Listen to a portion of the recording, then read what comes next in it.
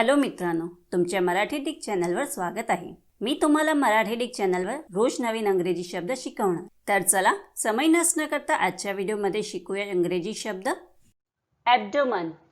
ॲब्डोमनचा मराठीत अर्थ पोट, उदर, जठर, आतडी याचा समावेश असणारा शरीराचा भाग किंवा कीटकाचा शरीराचा मागील बाजूचा भाग होत आहे। ॲब्डोमनला आपण वाक्यात प्रयोग करून बघूया। पहिला वाक्य आहे the patient is complaining of pain in the abdomen. दुसरा वाक्य आहे she feels movements in her abdomen. तिसरा वाक्य आहे the nurse tap the patients abdomen. चौथा वाक्य आहे he also received wounds to the abdomen. Friends, व्हिडिओला लाईक, शेअर आणि कमेंट करायला विसरू नका आणि चॅनलला सबस्क्राईब करा। थँक्यू।